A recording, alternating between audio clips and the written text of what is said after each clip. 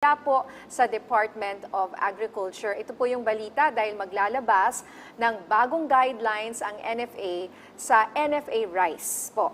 Ano po ang detalye nito, ASEC? Tama yun, Ninya. Kahapon ay nagpulong ang NFA Council at inaprubahan na yung yung modernization program ng ating NFA. Pangalawa ay tinaas na yung buying price ng NFA. Yung sariwa dati yan ay nasa presyo ng 16 to 19 pesos. Itinaas na yan ng council sa 17 to 23 pesos. Gayon din yung ating dry and clean, dati yun ang presyo nun ay 19 to 23 pesos. Ngayon ay tinaas na rin ng council sa 23 hanggang 30 pesos. At inaayos na ng NFA National Food Authority yung mga papeles para ma-implement na ito agad. Okay. Ano po ang implikasyon nito sa ating mga farmers? Unang-una niya, mas maiengganyo yung ating mga magsasaka na magtanim dahil mas malaki yung pwedeng maging income nila at inaasahan din natin na mas malaking area yung matataniman. So ang net effect nito, mas lalago-lalo ang produksyon ng palay sa ating bansa. Pangalawa, sa ngayon kasi may natitira pa halos 3 linggo bago matapos yung anihan nitong dry season at ina-expect natin sa balita na ito ay madadagdagan yung pagkakataon na yung NFA natin ay madagdagan yung buffer stock natin para sa, alam natin sa susunod na semestre ay posibleng magkaroon ng La Nina ayon sa pag-asa at yan din ay panahon na marami tayong bagyo. So para ihanda yung ating NFA na tumulong sa mga disaster agency natin kagaya ng DSWD at OCD at iba pa. Alright, may tanong po ang ating kasamahan sa media na si V.A. Angeles ng Daily Tribune. Ano po ang update sa ginagawang investigation sa umano'y anomalous rice sale ng NFA? Ninya, ito ay patuloy na ginagawa. Napag-usapan natin dati na dahil medyo maraming dokumento at nag-utos nga si Secretary Chu Laurel na ang investigasyon ay gawin mula nung maipasa ang Rice Tarification Law taong 2019 hanggang sa taong kasalukuyan. So mabusisi itong inimbestigahan ng ating panel, yung sa internal audit namin at saka yung special panel of investigators na binuo ni Secretary Chu Laurel. Mga gaano po katagal pa kaya ang ating investigasyon? Alam nila na napaka-importante ng resulta ng investigasyon na to. So inaasahan natin na siguro sa mga susunod na panahon, linggo ay maglalabas sila ng desisyon. Alright. Meron na rin po tayong tanong mula kay Bella Carriazo ng Philippine Star. May panibagong fuel subsidy po ba para sa mga farmer natin and fisher folk?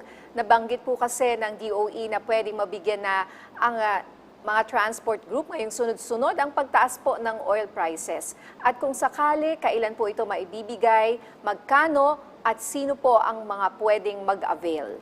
Magandang balita ito, Ninya. May nakalaan na almost 500 million para sa ating mga magsasaka na may-ari ng makinarya. Ganun din 500 million para sa ating mga mangingisda. Ang pwede itong makinabang, mabibigyan sila ng 3,000 pesos each.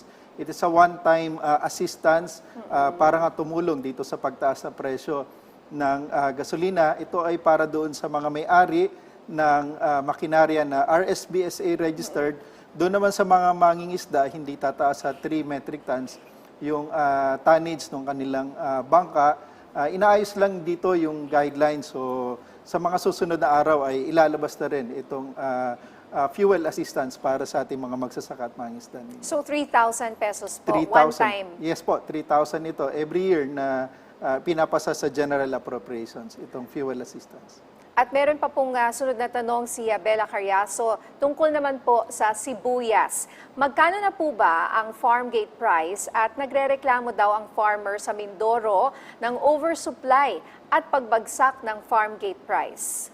Ninya, sa panahon na ito, dahil naging maganda ang produksyon at presyo nung nakalipas na taon, umabot hanggang 40% yung additional area na nataniman ng sibuyas, hindi lang sa Mindoro, kundi pati rito sa Central at sa Northern Luzon. Dahil dito, ang presyo ngayon ng farm gate sa Mindoro ay nasa 25 to 33 pesos per kilo.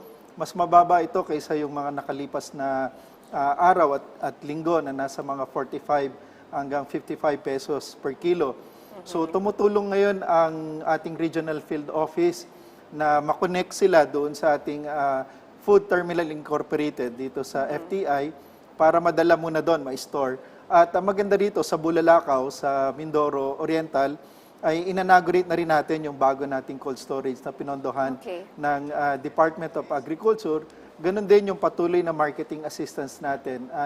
Nung isang araw, doon yung Jollibee para i-market match natin yung produkto nila at Jollibee na yung bibili ng kanilang mga sibuyas doon sa area. Okay, that's good considering na malaki po ang effect ng El Nino sa kanila dyan. Tama yun. May mga lugar, isa ang Mindoro talaga sa lubhang na apektuhan ng El Nino. In fact, ay both sa Palayan at sa Sibuyasan ay nagtala ang Mindoro provinces natin ng pinakamalaking pinsala sa El Nino, umaabot ng 770 million. Tanong naman po mula kay Harry Ilaga ng UNTV, may event po bang aabangan sa DA para po ngayong Filipino Food Month ng April? Tama yun, Ninya. Maraming programa na nakalaan dito sa ating Filipino Food Month. Nadyan yung ating mga exposure, nadyan yung ating mga programa ito ay buong bansa. Maraming pwedeng puntahan ng ating mga kababayan dito. Alright, so abangan natin yan kasi ako personally, mahilig ako sa Filipino food. Ay, ganun ba? So, Maganda yun.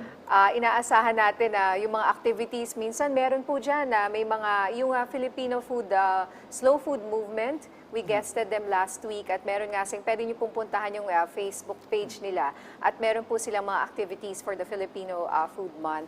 So maraming salamat, Asik Arnel, sa mga update na ibinahagi mo sa amin mula dyan sa Department of Agriculture.